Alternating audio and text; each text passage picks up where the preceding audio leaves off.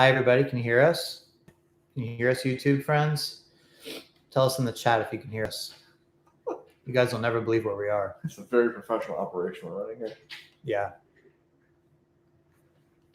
Let's see.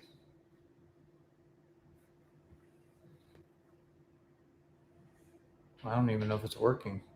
Can't see anybody. It says there's 117 people. We can't see any of the chat. Well, I hope you can see it. How about this? I can't see the chat because we're like having a little Wi-Fi issues, but if you guys can see or can hear us, see us right now or whatever, it says there's 100 of you in here. Can you give a like? Can you give us the like? Because right now there's 16 likes. So if like it jumps up, I'm not trying to get cheap likes, I promise. But like, can you put the thumbs up on the thing to hear if you see us? Okay. Yes, people can see. They us. can? Yes, I'm gonna text. Oh, he's getting tired. Okay. All right. We can't see the chat. It's not working at all in here. So before we start, so get this. We are in this room called Junior's Shine Shack. Is that right? That is correct. Okay. Junior's Shine Shack. Do you want to read it? This is where, okay. So this was supposedly used for moonshine dealing back in the day for the drivers and crews. It was supposed to be like a little shack. It fell into disrepair. They were going to tear it down. Dale Earnhardt Sr. sent his own carpenter to patch it up. After the track closed in '96, the building again deteriorated. Rick Allen of NBC ended up stepping in and carpentered Woodwork. the outside. It looks great. Which is very nice. Check this out. Sorry, Jordan. Okay, check this out. Over here. I don't know if this is original, but see this? Uh-oh. Is there anything over there? Moonshine. Bring it over. We don't drink on the job, Jordan. Anyway, these are original chairs that they found somewhere on the property when they redid this place. Pretty cool. And then there's Victory Lane right over there. The garage is right out this window there. So, dang, I really wish I could see the chat, but anyway, I'm glad you guys can. There's not a button you can hit or something. It says chat disconnected. I don't know. All right. Nate texted me. Maybe Nate's telling me that he can hear us too. Oh, Nate says, thank you, Nate. Okay. Anyway. I love Nate. So, look, there's haulers leaving right behind us. Oh, nice. What a background this That'd be is. great if they hit the porta potty. That'd be great. Okay. Anyway, so that's our little intro of where we are. I'll probably repeat some of that when we start recording, but I just want to let you guys know. Jordan, you want to say hi or like get in the picture so they can. Well, you keep moving the damn thing. Well, if you'd stop moving, it would be fine. Don't shake your head at me. You're the one who moved the thing. I was perfectly in a good spot, and then you moved it. Yeah, I told you. What did I tell you about the chair? What did I tell you about the chair? This is where you say you were right, Jordan. The chair is making terrible noise. Jordan got a nice, comfy chair. Because I realized the problem that you were going to do. This is where you say, Jordan, you were right. Anyway, let's go. That's really. Are you ready? Moving. Sorry. Okay. Are you ready? Yes. All right, everybody. Welcome back to another edition of the Teardown. My name is Jeff Gluck, and I'm along with my coworker, Jordan Bianchi. We are motorsports writers for The Athletic, and today we are here not only live at North Wilkesboro Speedway, but we're in Junior's Shine Shack, where moonshine dealing used to run rampant between the teams, and I guess secretly under the table kind of stuff in this shack, right near the front stretch. Junior Johnson was running some shine right through here. There's I don't know if it's real, but there's a picture on the wall, and if you pull back the picture, there's moonshine behind it. I know. I would love to. We should sample some as we do the podcast. How do you know it's not like for show? I mean, let's try. Only one way to find out. All right, maybe afterwards. Well, we have a long drive home after this. Anyway, you can drive. I'll drink. So, hi everybody. Tell you what, great weekend overall until the race. But yeah, it's like you almost want to divide. I feel like they should be two parts. Right? They should. No. They totally should. We should need to talk about the event. Well, let's talk about that first, and then, then the race. The race. There's two different parts of this. Listen, I want to talk about you, Jordan, because 2019, you were with your buddies in Las Vegas or Correct, something, yeah. right? And you go, oh, you know what? Dale Jr. is going to come weed whack this place. I'm going to fly back from Las Vegas. Cut my vacation trip short by 3 days. You cut your vacation short with your buddies. Yep. You leave Vegas. You pay a crazy change fee back when we didn't have free change fees. $800. $800. Uh-huh. And Jordan's like, I don't think I got reimbursed for that, by the way. I don't think you could have submitted that as an expense. Because I was like, what are you doing? Like, why would you cut your vacation short to come out to a dead track and weed whack the place with Dale Jr. and friends? Why? That is so dumb. Anyway, Jordan, now you have a great story because you were here from, sort of the beginning of this whole revitalization of this place. We just saw a Cup Series race here, the All-Star race. What are your thoughts on having seen this place in complete disrepair and coming back?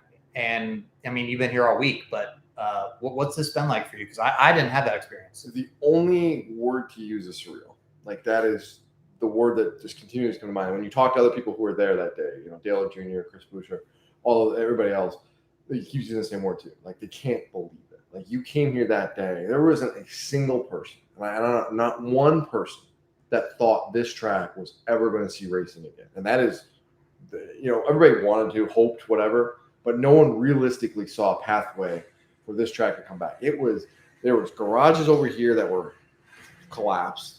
There were suites over on the backstretch, and then turn 4 that were like teetering on, like three stilts, and the fourth one had been broken, and they looked like they were going to collapse. Grandstands were falling apart. Like, a photographer talked to a photographer, and he was walking, and he almost fell through the grandstand because it collapsed. It kind of like buckled on. I'm like, this place was like, it should have been condemned. And I keep saying that, but it should have been. Like, this place years ago should just come in here and wipe it clean and just let it go to the earth. Nobody thought it, and then it came back. And then when you came here last August, you're like, oh, this is cool. Like, they put some money in here, and they kind of spruced it up a place. But then even then, you're like, this is not anywhere close to a NASCAR weekend. But when they came here on Tuesday for the first time since they completed everything, I walked in, and it's just like, wow. Like, it's incredible. It is absolutely incredible. It is, in a lot of ways, it looks still the same. Like, you can still see the character of it. They did a really good job of maintaining that.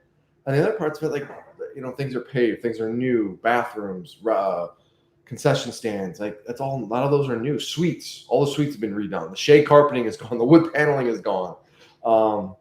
It's incredible. It is truly, truly remarkable.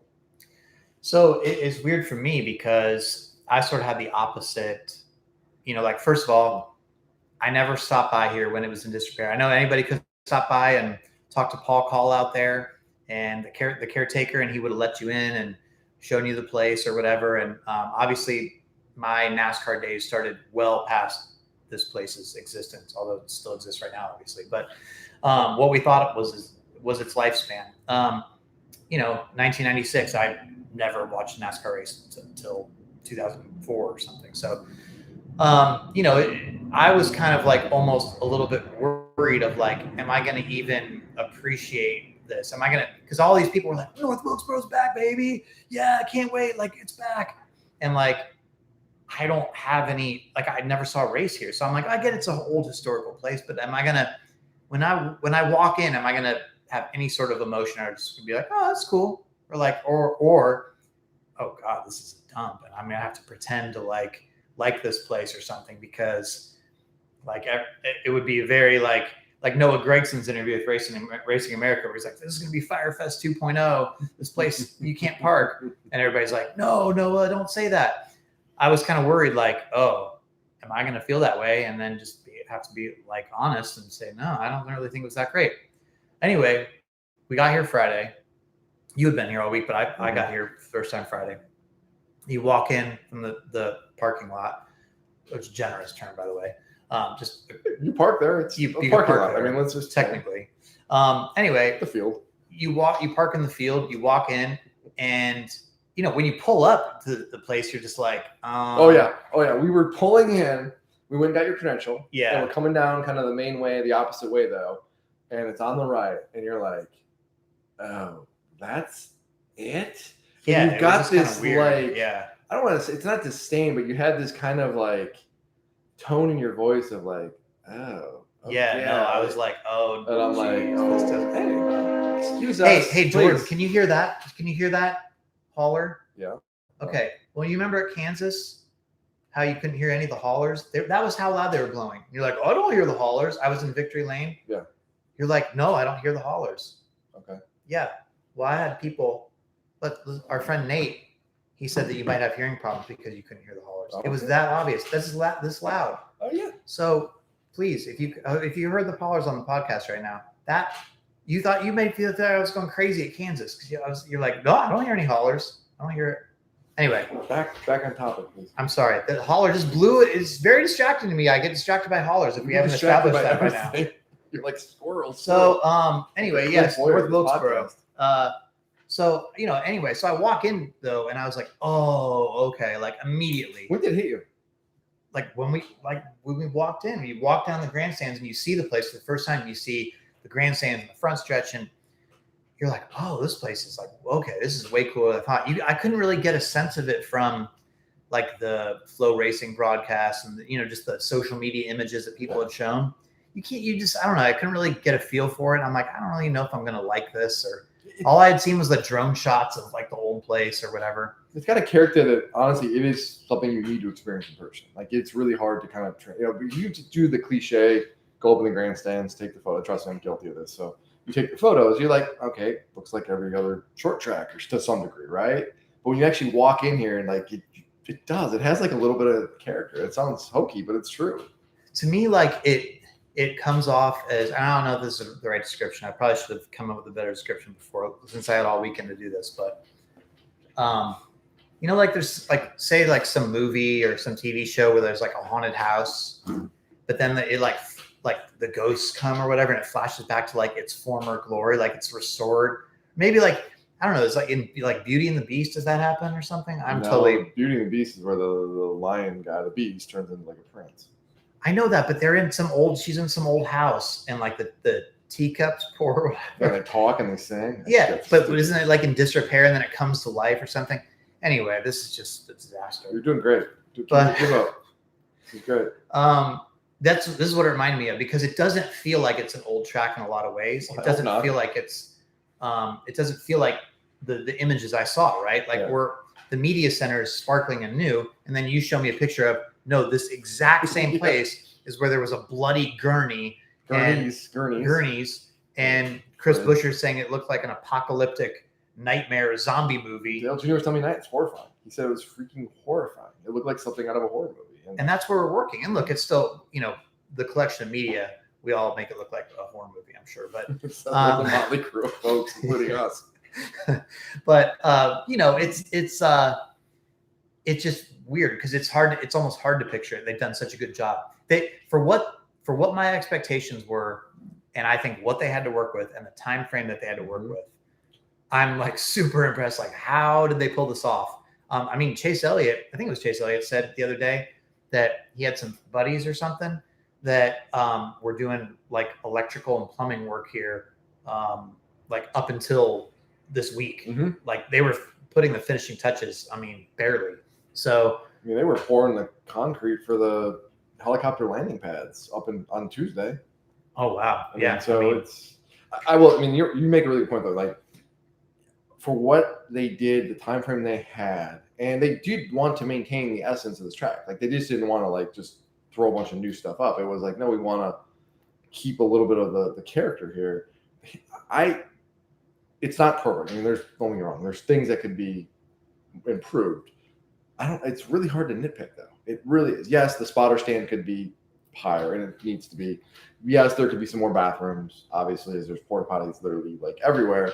But I feel like some of these things are like little things that this is the first time that this place is hosted a race in 20-some years, and like it's not perfect. But I believe when NASCAR comes back next year, and we can talk about that. Like it's they did a really good job, and next year when they come back, things are going to probably be even better. Yeah, I mean, who knows what improvements they'll make. I mean, what's astounding about it is, $18 million that they had to put into this place was our money, our taxpayer money. Yeah. Had COVID never happened, and then Congress never passes the whole act where they're trying to inject money back into the economy and all that stuff, when things weren't looking so good for a little bit, this track is still dead. Yeah. There's no chance this track comes back because SMI, I mean, kudos to them for what they did with the money and the effort. And they put, you know, what, $1 million or $2 million or something. They put a few million in here. Into their own, you know, into it themselves. But they weren't going to put 18 million into a dead track. Ryan Newman said it best. And I talked to him in August about this. And he was like, if there was one good thing to come out of the pandemic, one good thing, it was the fact that North Wilkesboro came back. Because you can directly, if there is no global pandemic, this race is not happening, period. So weird. Yeah. Like, what a bizarre chain of events. Dale Jr. wants to save it for essentially a video game. Yeah. And again, he came here not to thinking like in the back, like, oh, we can go up there and try to do, like, he just went up here strictly for iRacing. That was it. Right. Like, and I mean, you wrote in the article that day from when you came, and you're like, this is never coming back. And we talked about it at the time. And look, I guess apologies to all the people. Sorry, I didn't realize the global pandemic was going Well, no, not even that, but like people would say, well, you know, like people would call into talk radio or ask us questions. They're like, look, it's never coming back. Just give it up, people. Like, it's just not happening. And so, yeah, you eat crow on that because obviously we're wrong. I guess the lesson here is any amount of money can bring something back. I'll just keep telling myself that as Fontana gets turned into warehouses, that someday if somebody comes up with like $5 billion, they can tear down all the warehouses and rebuild Fontana just to its former glory. I got good news. In 2050, which will be about the same time frame that it took from the last North Wilkesboro race to now, Fontana, you'll be back at 2 Mile Fontana with like $5 billion again. Yeah, I mean, just probably because that track, unlike this track, which was just left for dead to rot. Like that, and that's the thing. Like, you look at there's a lot of other racetracks that have closed down, and when they close down, they are dead. And there are not many Rockingham tried it; it went dormant again. And usually, when they go dormant, they get sold, they get picked apart, and they get blown up, and they're done. They're demolished. This, by happenstance, didn't. Well, because at any point over the last 27 years, if this place is, if they decide, you know, we're going to roll in the bulldozers and be done with it, like, we're not having this discussion. But I mean, North Wilkesboro's saving grace was my first impression as I rolled in. And I was like, wow, this is in the middle of nowhere. Yeah. It's in the middle of nowhere. Literally. There's no point tearing it down if it was near a city at all. If it was in the Charlotte suburbs, if it was valuable land, like, right? You know, that you could build a box store, or it would have turned it into houses, or a distribution center, or anything. It's literally in the middle of nowhere, and it's fields every around, and because of how the roads and everything are out here, you really can't do a whole lot with everything. And, it's like we talked on the podcast. Oh, Fontana and Homestead, you know, that's on valuable land, and all these places are on valuable land now, and all this stuff. This is not on valuable land. So, and that ended up saving it. Like, so I guess if you build a track out far enough, and even if you leave it for 27 years, here we go. So it's just, the whole thing is surreal. I think what was really one of the coolest things about the entire weekend was the vibe was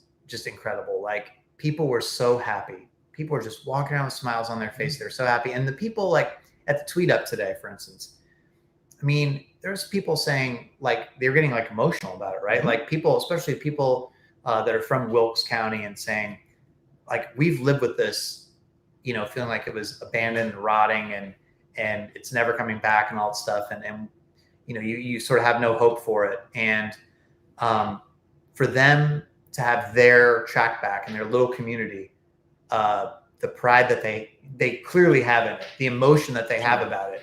Now, honestly, you know, those of us who don't live around here, you know, you can't really relate to that kind of thing. But that's a very old school concept, because when you go to most NASCAR tracks, they're in sort of a urban area, or at least suburban area in a lot of cases, and it doesn't feel like it's that town's track. That's a great point. And I think that's the important thing here is, I would say there are very, very few track. Almost, I would say Darlington is maybe the only other track that possibly has a connection with the community the way this track does. And I don't think it is this level, but it's close. I know you have strong feelings for Fontana, but I think that's the minority, to be honest with you. I think that. Well, that's not. Yeah, that area doesn't go. This is our track. Yeah, exactly. No. But and I don't even know, honestly. Martinsville, maybe. Maybe, but Yeah. I don't know.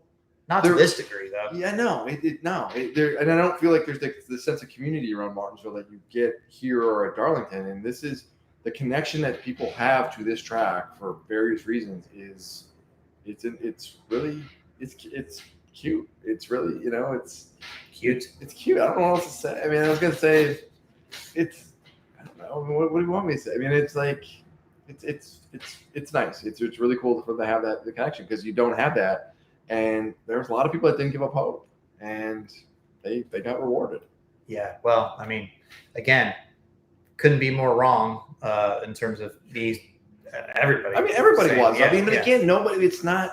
It's not like this was predictable. It's not like when I came here in 19, and I wrote in the article like it was going to take X amount of dollars to make this relevant again because it was going to happen, and nobody was going to roll in with a bankroll and say, "Hey, you know what? I'm just going to decide to invest in North Wilkesboro. I feel this is a way to make money." No, I mean, it took a crazy, wild pandemic that nobody foresaw happening to make this to even be possible.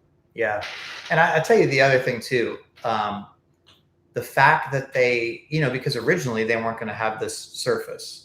Right, like they were going to do that racetrack revival last summer. Yep, that was dirt. They were going to turn it into a dirt track, and then by the time anything else happened, they would have repaved it, and it's a different track. But I think it really, really adds to it that you come in, you're like, this track, this is the surface that was put down in 1981 or whatever it was, and you look at the names that have raced on this, because it's one thing to be like, oh yeah, Richard Petty raced at Daytona International Speedway. Well, Daytona International Speedway has been repaved probably twice since his last race. Right? Just 3 times. Once. Okay. Once. Sorry, I was wrong. I think once. The Fontana was previously, I think, like the oldest surface or one of them, right? At least oval wise. And, it's just like, I don't know. It's you can say that person raced at this track, but it's not like they raced on that same asphalt. You may have been right. Maybe twice at Daytona. Okay, it doesn't matter. My point is this one, they did. It is that surface. Dale Earnhardt, Richard Petty, Darrell Waltrip. These guys raced on this exact surface that today Kyle Larson and his modern day there's a connection peers raced on, and I think that's really cool. You just can't literally. You cannot say that about most places. So, or anywhere else. I don't think you can say anywhere else. Probably anywhere in the whole country. I mean, I don't know. There's places like this have a place in the NASCAR schedule, and it's really important to remember that. Now, you don't need 38 races of this kind of old school race because for a lot of reasons. But when you've got 38 races, you have flexibility and. You can have a discussion about where it fits in, points race, all-star race, whatever. There is no denying that this track deserves a cup race of some kind. And because the fan support is here. Now, it may not be here 5 years from now, we'll see. But it was here tonight. It's probably going to be here next year. And they put on, up until the main event tonight, it was a pretty good weekend. And it's unfortunate the main event went the way it was. But this was good. And it's cool to see that this happened. And I don't know how anybody who could be here tonight wouldn't want to see this continue. Well, I mean, look, I don't know if you're ever going to match the energy from, I was going to say an inaugural event. It felt like an inaugural event. But it was, though. I mean, it was inaugural 2.0 for North Wilkesboro. Yeah. But, just the mere fact that if this becomes a mainstay of some sort, and even if it's not every year, I'm starting to get toward this train of like, hey, I don't know if, because look, less is more. We're finding this out over and over again. If this track had been on the schedule every year since '96, and they came here today, how many people come?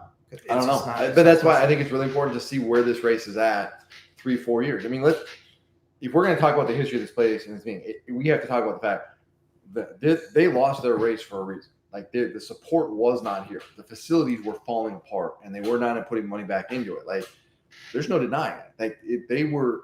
This was. I mean, you can talk about NASCAR was greedy or the Smith family was greedy and whatnot. Like maybe there's some truth in that. But at the end of the day, like, it is up to the track owners to also make sure your facilities are working and at a certain level, and there needs to be fan support for this place, and there wasn't at the time. Well, I would have gotten rid of this track if I was NASCAR at the time. I would have gotten rid of it because you're like, look, you live in Charlotte. This weekend, I stayed at a hotel near your apartment so we could carpool. It's taken us like an hour and 10 minutes. Mm-hmm. This track is closer to Charlotte than Darlington is to Charlotte. Yeah, I mean, back then in '96, you had 2 races at Darlington. You had 3 at. We're counting the All-Star race. We're counting 3 at Charlotte. You had 2 at Martinsville, which is not far away. 2 here. Richmond isn't that far away either. Bristol isn't that far away. They both had 2. Like, I mean, you talk about Atlanta. And Talladega really isn't that far either. If we're talking about that. Like, you talk about market oversaturation. Like, you can understand. And Rockingham. Thank you. Yes, Rockingham, which is like, absolutely, it was crazy. And like, it made it great for the teams because you didn't have to travel much. But if you're trying to grow your sport and keep your fans excited and everything, like, you can understand now, maybe you could have said, well, you know what, maybe we scale back. Maybe we lose 1 at Rockingham, 1 here. You don't need to cut completely out. And you could have said, this is something that, you don't turn your back on Wrigley Field. Fenway Park is still playing. They're still playing baseball games at Fenway Park. Maybe you figure out a way they still race there instead of leaving it completely. And they did it. And I do think that is a discussion. But whatever reason, and I think to your point, I agree about the rotation because you look at it like last 3 weeks, the race at Darlington last week, race at North Wilkesboro tonight, and guess where we're racing next week is Charlotte. And we'll see what that's like. And I don't know if you can do that every year. Well, the other thing, too, is from my understanding, and again, I wasn't around, so maybe I'm speaking out of school here, but from my understanding, this in the past, before this, was very much a locals race, right? Like this was not even necessarily a Charlotte, but like this community's race. Yeah. And so you weren't having people like we saw here today. Some of my friends, my old Portland friends from the Pacific Northwest, flew out to this track. 50 people from all 50 states were here, and 7 or 8 countries, and including Australia, were here. I mean, yeah, there's no way that was drawing that type of crowd before because it wasn't. The only reason it's now that is because they took it away, made it special, built up the hype. People talked about it for years, and then they said, "Oh, well, North Wilkesboro," and the demand was so pent up that it was like trying to get Taylor Swift tickets, with the ticketing system and stuff, right? Like, and so, you had to take something away for it to be special. You got to create a demand. You got to create a market for it. You make the people clamor for it, make them want it, and then when it gets to a certain level, then you give it to them, and then take it away again. And the good thing is, there's not that many seats, so even a bad race like tonight, maybe enough people will still want to come in, come next year where they didn't get a chance to come this year that they won't be just, because like let's say this had been a 60,000, like Kentucky. Kentucky's a perfect example. There was like 110,000 seats or whatever at Kentucky, I think, right? Something like that. And the first Kentucky race completely sold out. Obviously, you couldn't even get in there. People couldn't even park. Literally, because they were yeah. So then, the inaugural event like sucked, and people were like, I'm never coming back to this one. And it never even came close to that again. They probably never even filled up like half the grandstands again at Kentucky or something, right? But this place, okay, they had a bad race tonight. And again, we'll talk about the race. But to me, it's like, well, you could still have a bunch of people come and sell this place out again because there's just not that many seats. There's 30,000 or something now. Yeah, I think they were expecting around 35,000. I think it was what it was, and that's counting people in the infield too and everything. And they did there wasn't that many in the infield because there's not that much space. No. But I mean, they did have an infield hospitality. Cool area. Yeah, but I just they did such the job that they did. Like we're looking out the window right now, right? There's like this South Grandstand sign, and they didn't touch it at all. Mm-hmm. Like it's like the original sign, and it's faded, but it's still there. Other signs, obviously, they updated or made them look retro. But like there's that Winston sign out front that it's like everybody. It's almost like taking a picture of Pagoda. Yeah. NASCAR Chasm, if he lived here, would probably get super annoyed because everybody would tag him. That'd be great. So I invite him this weekend. But like that sign has been untouched, right? Like that's the historic sign. So they've blended. I mean, the room we're in right now, this moonshine room, really crazy. I mean, there's a sign on the wall here. It's obviously a new sign, but I believe it. It says the origin of the sport lives within these walls. I mean, this was truly the origins of the sport of moonshine running. We're in the hills. We're at Junior Johnson's place. Like this is it, Wilkesboro, baby. So, it's just like I just don't think you can. As much as people want to say Darlington was a throwback weekend, a throwback race. And it was because of all the paint schemes and stuff, but this was really the throwback race. I mean, this would be like having your event at the Streamline Hotel or something, or like having media at the Streamline Hotel. Like that would be the throwback version of it or something. I don't know. Anyway. Maybe next year the throwback race should be here. Yeah, but they're not going to give that to. NASCAR not going to give that to Speedway Motorsports. God forbid we. Well, I mean, it's NASCAR's thing that they came up with. I'm just saying. Better than the sport. It probably would be a bad thing to have it here. Well, then Darlington Spring Race is going to have no meaning at all. It's just going to be a race that is just an extra race at Darlington. But on Mother's Day. Got to make it different. Yeah. Anyway, yeah. So if you're wondering, like, oh, okay, I didn't get the hype, or I was annoyed by too much social media about this place. Like I'm sick of hearing about it, blah, blah, blah, which was me before I came here. I'll be honest. You're kind of cynical like that. Well, no, but it's just like, I mean, okay, look, again, I hadn't been here, and all the posts all week from the late model race, North Wilkesboro's back. You're like, okay, I get, oh my God, if I hear one more thing about North Wilkesboro. But then, of course, I come here and I'm like, wow, North Wilkesboro. So what I was going to say is, if you're, what? I even told you on the phone this week before you came out here. I was like, I can't wait for you to get out here just for your snarkiness. And I didn't have any. You did not. But I will say, when we drove in and you made when you first saw the track, I'm like, oh, this is going to be so great. But I didn't. I know. I loved it. So anyway, that's my point. If you're listening to this and you're like, I don't know, North Wilkesboro, I've been a NASCAR fan post North Wilkesboro's existence. I don't know if I want to go. The track, I don't know if it's really good racing, whatever. I do think it'd be worth a visit. I do. I think you should put it on your list if you're a race fan. When you come and you see the history, the good vibes again, because everybody's having a good time. I would personally want to come here, want to put it on my list of destination places to just come once at least, to give it a try. I think that's my personal take. If you think I should come, maybe nobody asked me. You're looking at me like you didn't ask me and you don't care about this at all. No, I love it. I'm just trying to rack my brain, like back in August when I was up here a bunch for stories and stuff. And I'm trying to think back. I need to go back and look at some of your text messages because I'm pretty sure there was like, more North Wilkesboro. No, I don't think I was too weary of it back then. I was like, it's cool. I mean, again, I thought it was cool, but I'm just like, it's just going to be like the same thing as how the Clash was to people, how Chicago's going to be to people. Everybody posts the same pictures. Oh, Clash. Oh, Chicago.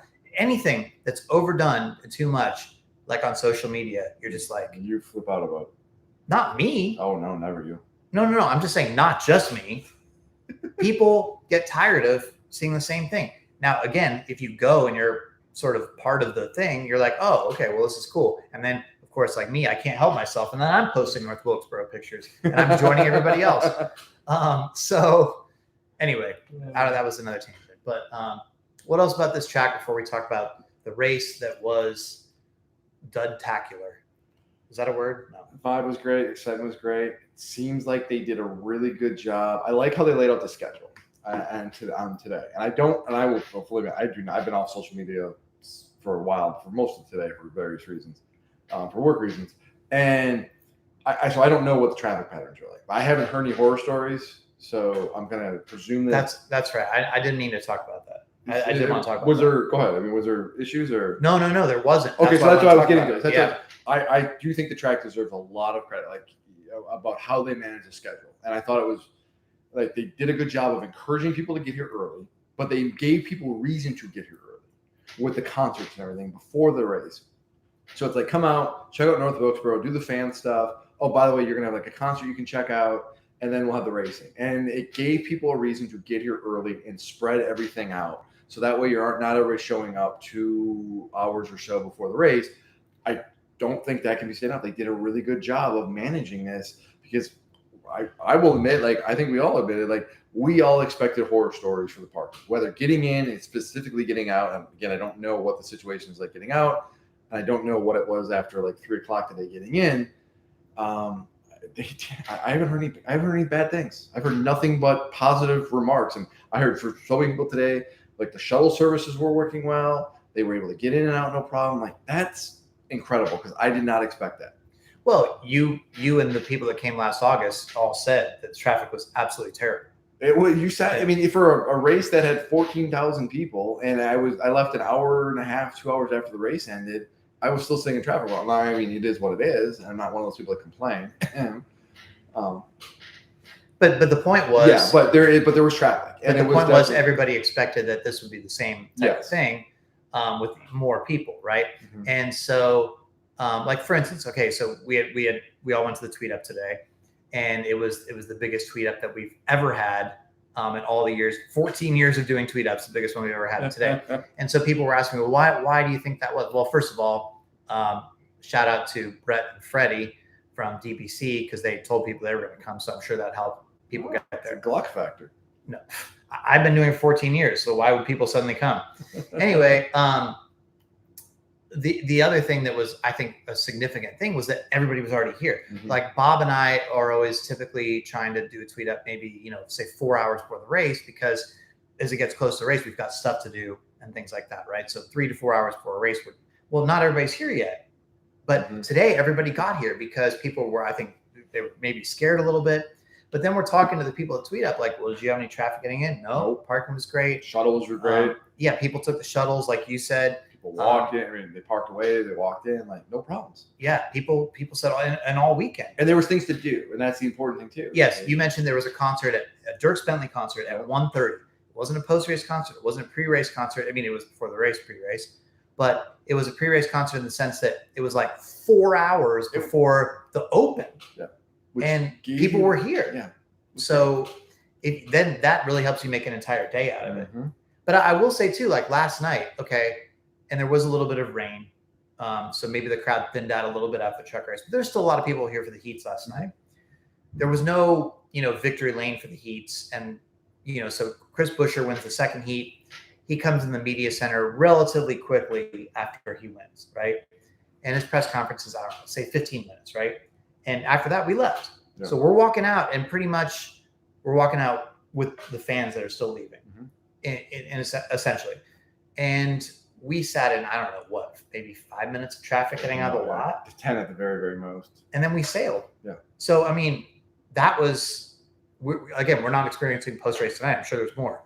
But it was really good compared to what everybody thought it was going to be. Very, kudos to the track for that. They managed it well. One thing that I think was really interesting, and I know this is too much about parking and stuff like that, but they'd said they were using Waze to get people into different lots. And, I'd heard that, or they'd said that, and I was like, okay, great. They partnered with Waze. What does that really mean? Well, afterwards, they were talking about how Jessica Fickinger, is that how you say her name? Fickinger? I know she just goes, I know it's okay to call her Fick. I just call her Jessica. Jessica, okay. Anyway, she's from SMI, and she was in charge of running this track for this weekend. So they were talking about, well, what they were doing was with Waze was, depending on your lot, you would type in your lot, say a lot, whatever, right? And Waze had helped them have all the people going to that lot come this route. All the people are going to the route, come this route. And so it wasn't depending on what the traffic situation was, but if you type this in, they wanted all those people to be directed that way, just so all the people weren't clogging up the same roads. That's really smart. And they said that works so well, they might start using that for other tracks. So very cool there. Kentucky's thinking, what the hell? Why didn't you do this back when we had our first race? If only Waze. We might still be around and not a rental car center. Yeah. Hey, you never know with Kentucky anymore. You never know with any of these tracks. I will just tell you, until that, as long as the structure's there and as long as it's there, like, I think we go back to Chicago one day. I've flipped on that. I'm thinking we go. everything. What is it? Everything old is new again. Yeah. Everything new is old again. Whatever it is. It's late. I mean, God, is it? It's past Bedtime. midnight. Got like 4 hours of sleep. Anyway, sorry for the sloppiness. There's like 243 people watching us right now on YouTube live, like current viewers, and you guys are all way past your bedtime. I wish I could see what you're saying in the chat. Past their bedtime? You're putting them to bed now, Dad? Well, that's what I do. I'm Dad. Anyway, thank you for staying up with us. But it's really cool, and it was really cool with the waves, and they pushed that really hard. It's really cool to see that, and if you can do that at other tracks that have traffic issues, and there are many. Well, not really anymore. I mean, people don't really come to races like they used to, but there's still traffic. There's still some traffic, but not like it was. Like it used to be like traffic, like real traffic. This kind of felt like a throwback in that sense, having to worry about traffic. Well, we're going back to Kentucky now. Yeah, poor Kentucky. Not really. I shouldn't say that. No, it wasn't that. No. Anyway, okay. Anything else about the track or something? No. Now we got to go to the other race. Yeah, this is. First of all, hey, I like the truck race. That was cool. Truck race is great. I'll tell you what, the Open was awesome. That was spicy. That was fun. Spicy McDowell, baby. Yeah, man. McDowell was the highlight of the whole night. That was good. That was fun stuff there. Yeah. Well, here's the thing. Okay, let's just end the podcast. Here's the thing. You're gonna have a chance of crappy racing or a boring race or nothing happening in a race when you take away the gimmicky format. That said, I'm still in favor of taking away a gimmicky format. I would still something just rather. Mm-hmm. I would rather see something play out where somebody just completely dominates and kicks everybody's butt. Mm-hmm. And afterwards, everybody from the winner to the other drivers to fans, whatever goes, well, that wasn't very good. That guy kicked everybody's butt. It stunk. It wasn't a good race. Okay, fine. But I'd rather do that than trying to force some crap with like, oh, we needed 5 stages. Well, first of all, what difference was that going to make? Kyle Larson was still going to win. Yeah, I mean, I will say, I like the format. Like, I'm okay with the format. It would have been great if you had more cautions that you can't. Yeah, because then you would have tire strategy. Yeah, but if you get a restart with 10 to go, with $1 million on the line, there's a really good chance all hell's going to break loose. And somebody is there with this car on these short tracks? With this car, there's going to be hell's going to break loose. When have you seen hell break loose on short tracks with the next gen car? Let me think here. I don't know. I mean, we've had Martinsville's, what? Well, Richmond's. Coliseum. All hell broke loose. How many cautions do we have in that thing? Yeah, that is true. We had a bunch of restarts in that race, and those restarts, every one of those restarts, more cautions bred cautions, and that is a fact. I'm not wrong. I mean, I'm not wrong. There was a bunch of cautions because everybody kept restarting, and they were dive bombing each other because they knew how hard it was to pass. Well, Chase Elliott said after this race tonight they would have liked to bump each other out of the way, but they couldn't get close enough to each other. You don't think on a restart, though, the third place car is the guy who's going to say, okay, I'm starting on the inside, and I know that this is my shot, and I'm going to have to get the restart of my life, and I'm going to go into turn 1, and I'm going to use Larson up. So if you're Bubba Wallace, you're on the restart, and you're like, I'm not lifting until So Ty Gibbs at Martinsville, essentially. Basically, honestly, yes. I mean, I'm not kidding when I said, like, you are literally going into that corner saying, I'm going to use him. So that's the only way that this could have been an exciting race. I think, I honestly, I mean, if you get a caution 10 laps to go, that's what happens. Good. That's not a very good solution. No, I don't disagree. Especially on a track that we walked this track on Friday, and it's like rocks. Here's the thing with North Wilkesboro. People, like, you go back in the history of this race, there's a lot of blowouts here. Like, a lot of blowouts. If I'm not mistaken, there's a guy, Jeff Woodine, like, led every lap here one year. Or there was no cautions. There was no cautions the year he won here in, like, 92. He lapped the entire field. Yeah. And, like, so, I mean, there is room here. It's not, so. Well, that's what was really interesting. So, going back to, Kyle Larson, he didn't really have a very good car in practice. No. And he didn't have a good car to start the race at all. Like, he even said, like, we were basically running last or whatever, right? That was why they did the pit strategy they did. Right. So, well, 2 things. Because Cliff Daniels said, first of all, you got to try something different. So we might as well come in and take tires, even though we'd be really screwed because they didn't, with the way the tire rules were for this race, it's not going to work out for them if there's a caution with 30 to go on the stage, he said, because then they wouldn't have tires to take, everybody else would, and they would get completely demolished. However, it didn't work out that way. It worked out that it was a long run. And then the entire second half of the race, whatever second stage you want to call it, went completely caution free. Cliff Daniels said he watched YouTube videos of old North Wilkesboro races, and it struck him that this track had a lot of room to race. Mm-hmm. It was a lot of the drivers racing the track and having to worry so much about racing the track and not necessarily each other, Mm-hmm. that it created long runs. So he thought, hey, maybe this will work. And guess what? That's how it played out. Now, you could then say, okay, well, this track's not very good or whatever, and that's the track. But again, the truck race had 12 cautions. So to me, it comes down to also the field, though, the discrepancy. There's more drivers in those races, and let's just be honest, the level of talent in the truck series versus this race tonight is pretty vast. And that's what I think there's multiple factors, right? Yeah, First of all, for sure. And tires. And the next gen car, short tracks, we talked about that. The tires, they did wear. Obviously, like you saw Larson with his newer tires be able to come up through the field. Byron and Bush, too, both flew by people, too, with new tires. Not as much, but Bubba and Reddick run the same strategy as Larson. He still destroyed them, basically. Yeah. But as you said, sorry, I'm talking a lot. I drink water. The discrepancy of the field. Why are you shaking? What? I haven't drink water. Professional operation we're running here. My throat went dry. I'm in Junior's moonshine shack with all this old dust or some crap. Moonshine. That'll clear right up. Anyway, so yes, the drivers that were in the field. Look, if you think about it. So somebody tweeted me this, and I don't know a polite way to say this, but since it was the All-Star race, you take. Somebody's basically said on Twitter, well, yeah, this is what happens when you take out the 8 guys in the field that always cause the cautions at the end of cup races and spin out. And, you have the best guys. They don't make mistakes. They're not the truck series guys who are trying different stuff.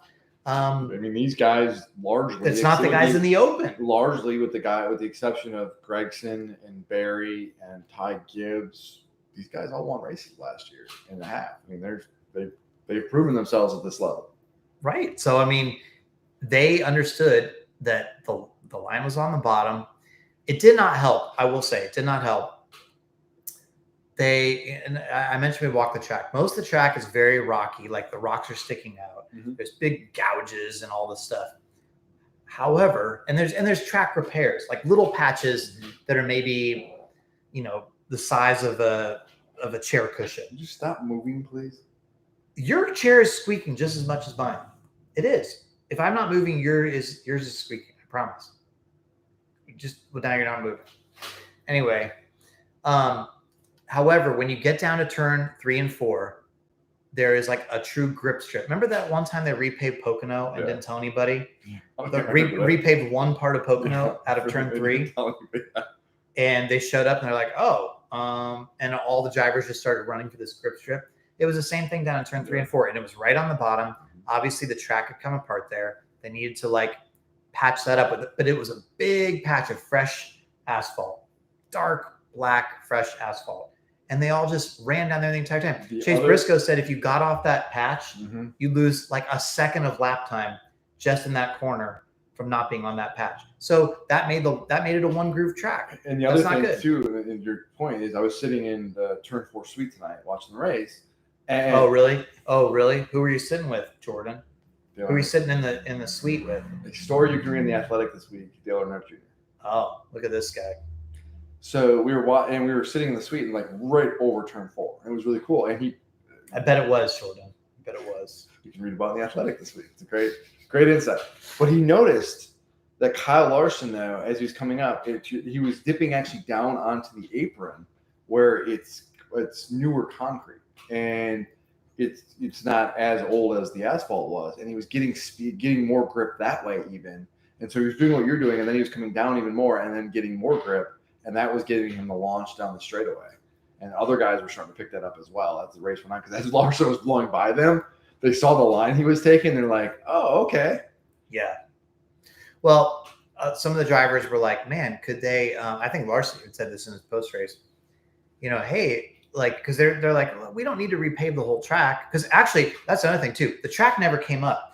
Drivers in their media availability session were like, all right, look, everybody's gonna be a little patient because the track's probably gonna come up. Mm-hmm. Like, there was a lot of skepticism all week long. Right. All week from whatever series was racing here, whether it was Tuesday or Wednesday, all week about the track's gonna come up. Because I mean, truck race ends yesterday.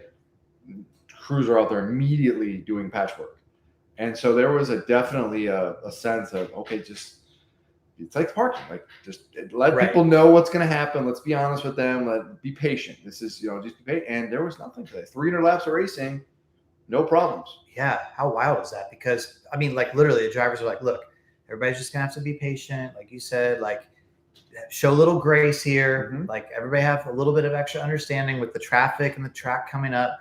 Neither of those things happened at all. No, which may now have saved the asphalt because So what they were saying was, well, okay, don't repave the whole track. You don't need to. It's fine. It's been here since 1981. It's lasted through weeds and trees growing up through it and all this crap. But listen, what if they sort of made some paved patches around the top, and you could almost do those grip strips on the top, then you could have a couple lanes where you give them options to race a little bit, maybe, if they were going to do that. And you're going to repave the track soon anyway, so you're going to have to. I mean, by the way, did you like that Marcus Smith said, for whatever track we repave next, we're not going to use the same old asphalt technology where we make it like a parking lot. We're going to try to do like asphalt that wears tires out. Love that. Mm-hmm. Love that. Thank God, Texas needs that. Also, speaking of tires, before we get you want to talk about Texas? Too far down the road, I do want to talk about and we'll go back to talking about the race, but the wet weather tire from the heats that turned out to be faster and grippier than no fall off. Well, there was a lot of fall off with the wet weather tire. Nah, I saw our friend Bozy showed me the data. Yeah, but did you see Christopher Bell's tires when it was done? Yeah, it was but like the lap times and stuff weren't. The tires were worn, but the lap times there was no if fault. If they had kept going past 30 laps, trust me, people would have been in the wall or whatever. But Greg Stucker from Goodyear met with reporters today because, like Denny Hamlin and people like that had said, hey, this is actually great for the wet weather tire because it shows that Goodyear can make a soft enough compound that, hey, we don't have to have as hard of a tire as we have right now. Like, you don't have to have it as soft as the wet weather tire, but like you could have some medium. And Greg Stucker said, yes, Denny is spot on. He used that word. I don't know if he's a DBC listener or not, but he said Denny is spot on. And that's what we're actually trying to do for New Hampshire. We're bringing a softer tire to New Hampshire that we're trying. He said, I don't know if it's going to be as soft as everybody wants necessarily, but we've tested it. All the drivers liked it, and we're starting to go more toward that direction. So when you take things like Marcus talking about, next asphalt, we're gonna try to wear out the tires more. Goodyear saying, hey, we're looking into going that direction of making the tires softer. I think people are starting to realize the changes that can be made that can hopefully help with the racing, aside from just the car. And those will probably be needed because the car is not doing anybody any favors right now on certain types of tracks. Not at all. So anyway, I guess we can go back to talking about the race unless you want to add anything. No, I mean, the tires are a huge thing. And if you could fix the tire issue, I think it could mask a lot of problems with the car. I mean, the car has got issues itself. Those are more complicated, it feels like, to fix and require a lot of different elements coming together. But if you could figure out the tire and get a softer compound tire with wear, that is going to give you a better chance of having better racing at tracks like this in Martinsville. And maybe you don't need to start, dipping into your bag of tricks, which is increasingly getting empty, to try to make the racing better. Yeah, no, I agree with that. Anyway, so, the race itself, you said you liked the first part of the race. I thought it was fine.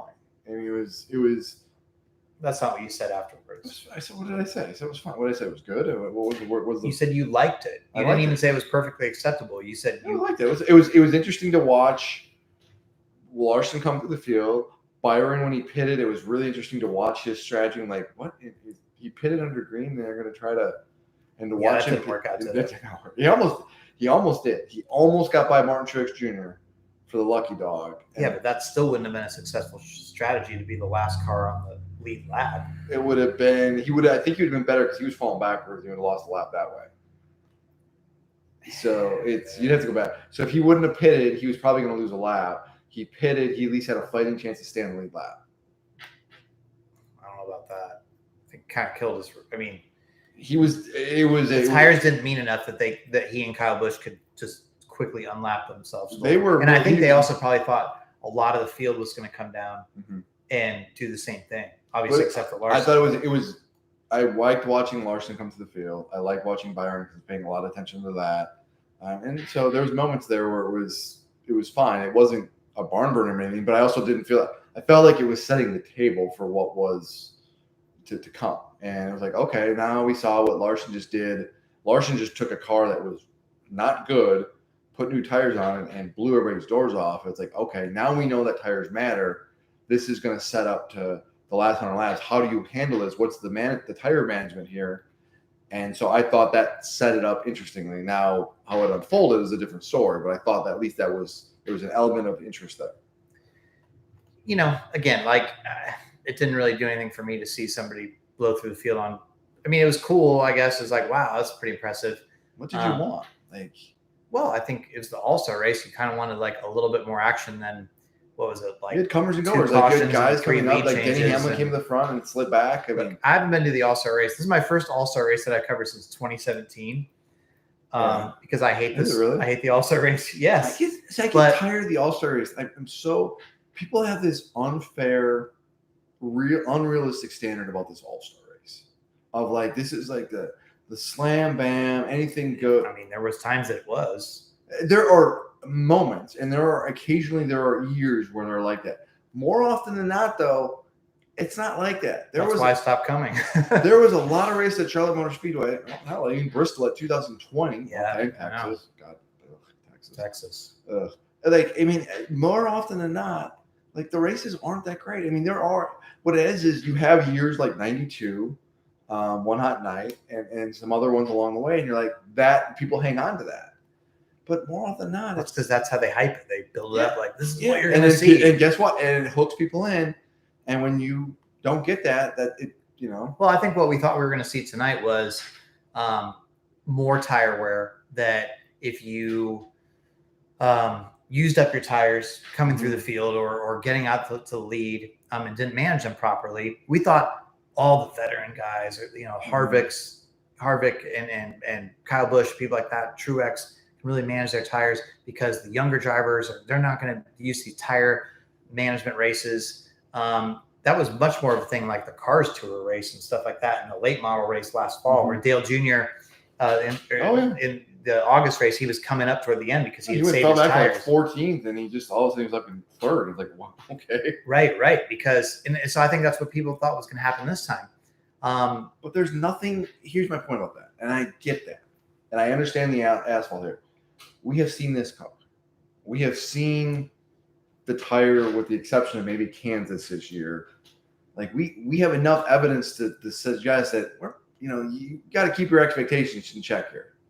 It just sucks because the crowd was so hyped. They were doing the wave all the way around the track. Energy level here is crazy. They were singing along to all the songs that they were playing before driver intros started. They would be playing these songs, and the whole crowd was singing together. Did you sing? What? Did you sing along? No. No. It would ruin if I was trying to take a video, and if I sang, then people would hear me singing the video. So that ruins the video. That's one of the cardinal rules of social media. You can't have your voice in the video. Otherwise, everybody's talks about anyway. So yeah, the energy was so high. Dude, they were loud for driver intros. Loud. Yeah, they were loud. Ross Chastain, by the way, me and Dustin Albino were comparing notes and came up with the driver noise rankings. Ross gets a mix, cheers and boos, but he had more noise than Kyle Busch. Oh yeah, that's definitely been that way for a little bit now. Yeah, well, I mean, I used to do. Well, it was once called the glucometer, crowd noise rankings. I even used to have a decibel meter that I would bring. And bring that back. Well, the problem is, I mean, let's be honest, for most tracks, there's not a big enough crowd. But I was going to do that for Kansas driver intros. The crowd is not big enough to register stuff anymore. Like, it's just not. So when you're when you're at North Wilkesboro, the stands are packed. The people are right on top of you. There's enough noise that you can tell, like, okay, like it's. I mean, Kyle Larson had a funny line where he's talking about the energy of this place. Like, you could feel it on Friday when there was a lot of people in the stands for truck practice on a Friday. Cause he's like, usually on a Friday, there's like 45 people in the stands. Yeah, it was crazy. The number of people here were for practice. Yeah. It was like that energy was huge. Anyway. So I felt bad for all those people. Like, they were just so eager. They were hungry to seize on anything that was going to be so fun. They were going to be so into it. If any like drama happened, any sort of like contact or controversy, they were going to be so loud and so into it. Where I was sitting too, when Larson passed Suarez for the lead, like a loud cheer went up. I don't know if it came from the grand. I mean, from where I was, I don't know if that came throughout the grandstand, but it was noticeable. They were excited. I'm telling you, they were ready to, like, because they were just so enthusiastic, and they just never got any of those moments. And Larson just kicked everybody's butt, and that was the race. It reminded me, like, and I've unfortunately been in these situations where you go to like a playoff game at some home team stadium. Everybody's all fired up. Maybe it's like the AFC Championship game or whatever. And, it's like, oh, this is going to be a great game. Like, our team, we have a chance to do something. The crowd is just like waiting to explode. Like, if their team takes the lead or something and their team just gets blown out, and they come with all this energy and they never get to like exert it or like spend it. So we got to expend it, I guess. Put a pin in the balloon. Yeah. So I felt that way about these fans. Like, there's all this build up, all this hype. North Wilkesboro's back, and they get that race, and they're just like, well, that sucked. Oh well.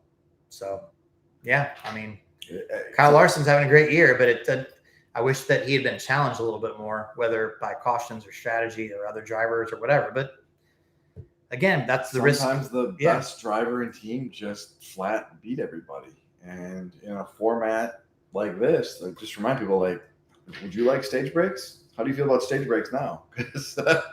No, see, again, I prefer this. As much as I just bitched about the race. I agree. Because you're not always going to get that. This happened this time. But there's just as good of a chance as next time something different could happen. Because, if that caution doesn't come out early, Larson doesn't have a chance to take tires. Larson might be mired in the back of the field.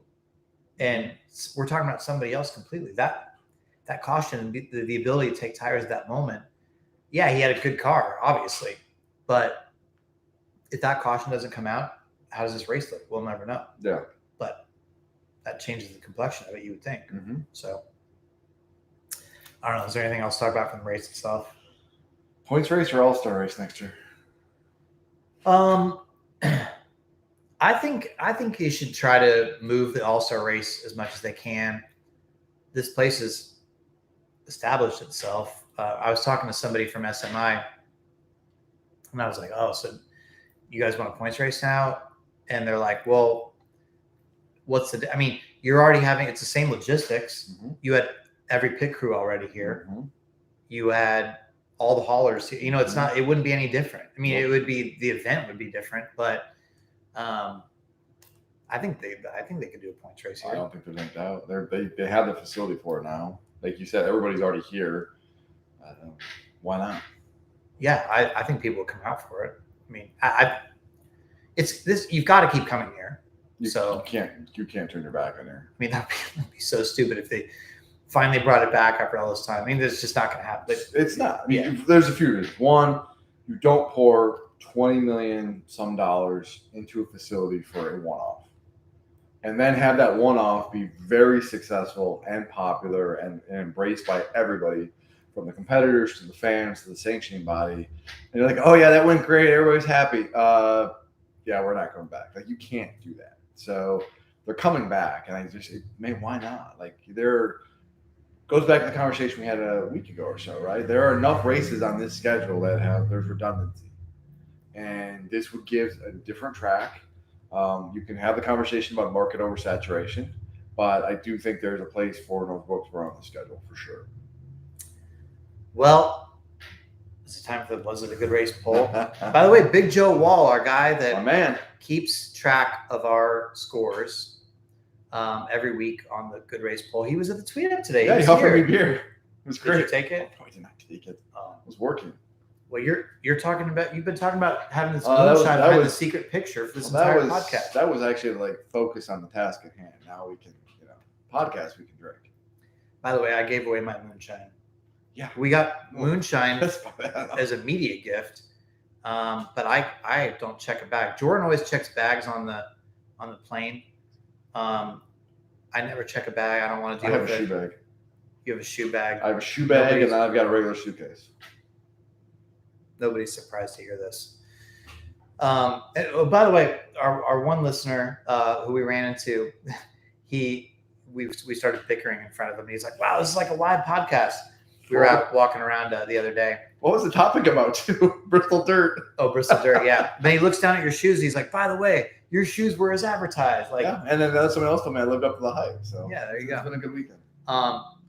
Anyway, Big Joe Wall, shout out to you for continuing to help us track the scores. Now I have no idea what the scores are, but because I didn't look. But listen, people have told me that, to be fair, and do it in an old school way this week, we are here together, that we should, instead of trying to do prices right, we should write down our guesses and then show them at the same time.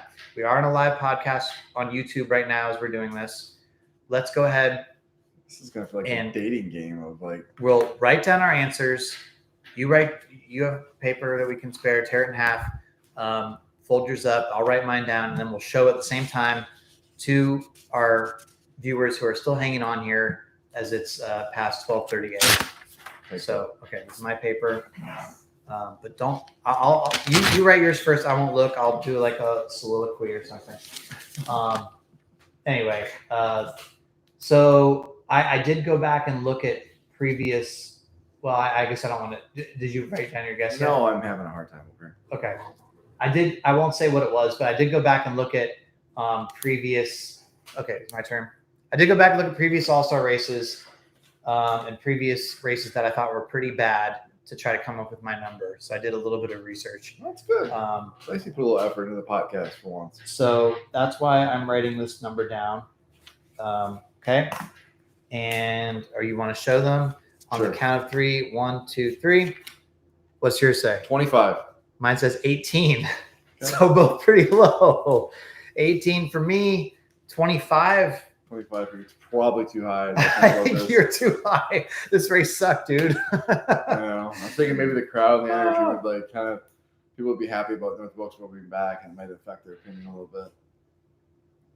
Yeah, not judging by Twitter, the reaction. I don't know. I was all social media, so I can't tell you. Yeah, I don't think people really like this one that much, but again, like I know it sounds crazy, and I know it sounds like I'm talking out both sides of my mouth.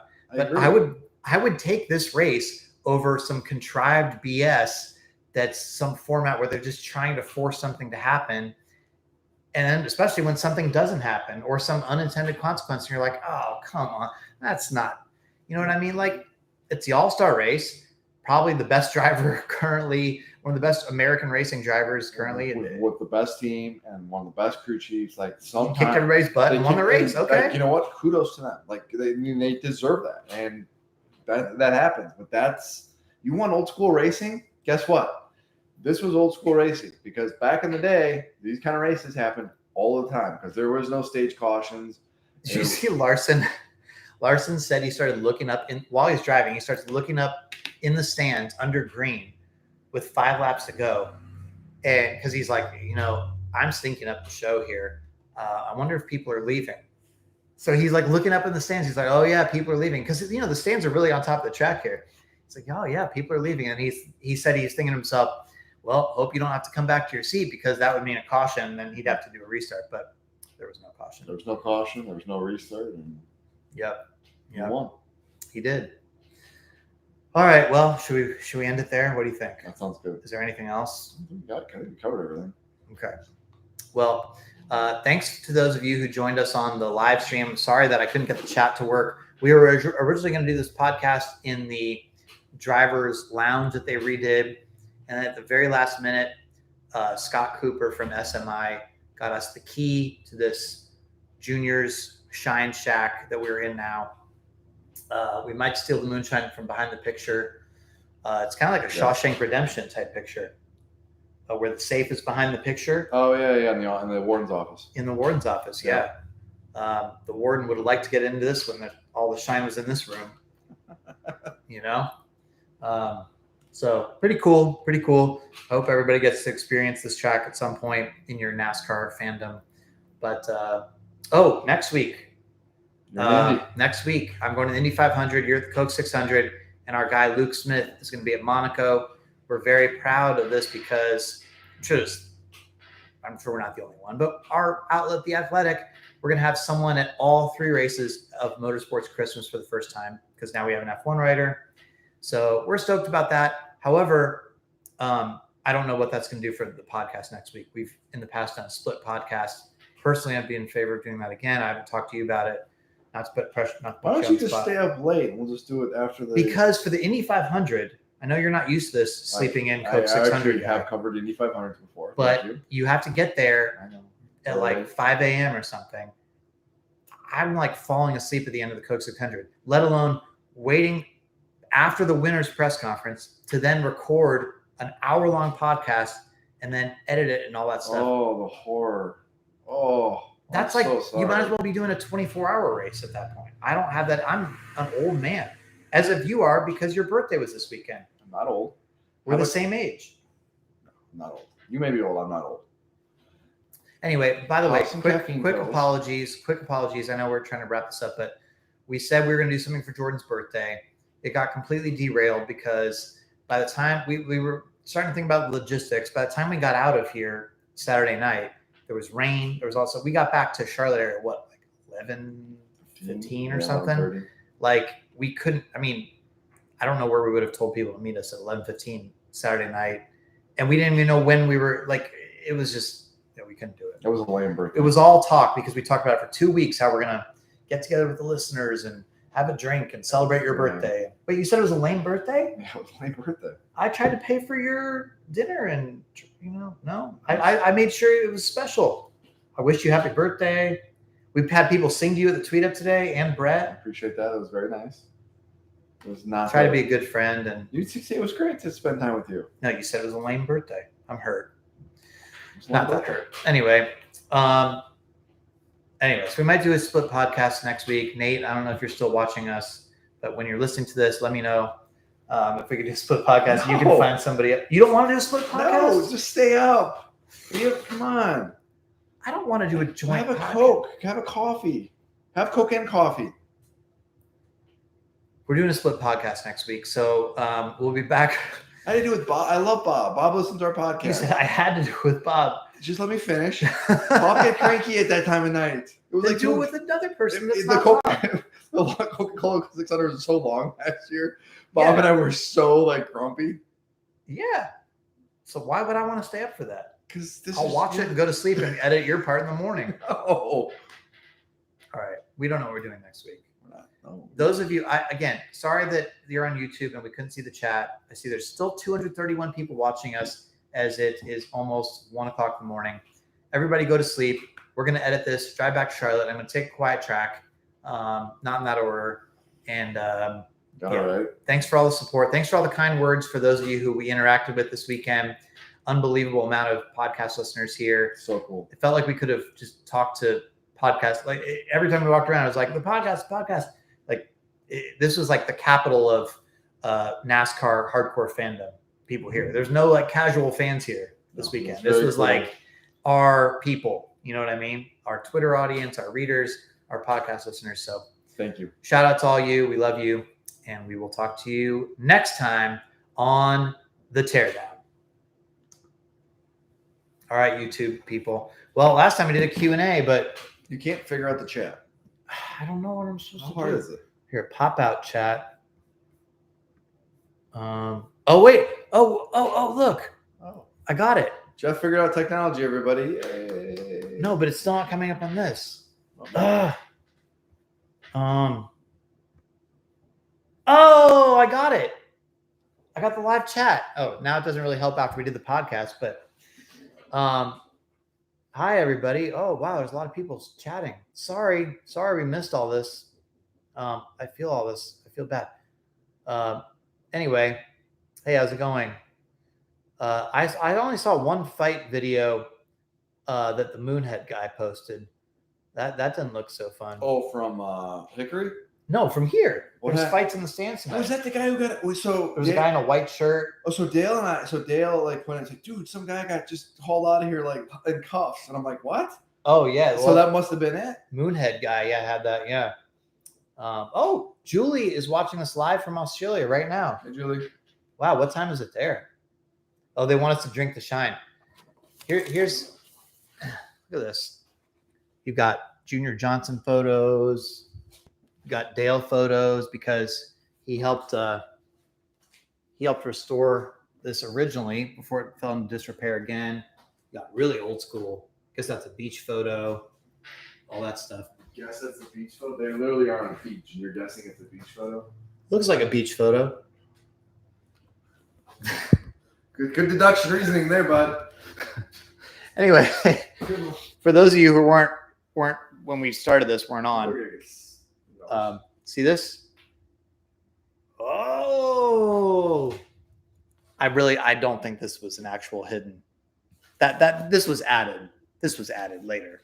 I don't think that was an original shine pocket or something. Anyway, all right. Well, good to talk to you guys. We have a long drive ahead. So anything good on there? Anybody any questions or anything? Or? Questions? I thought we were gonna get off. I'm tired.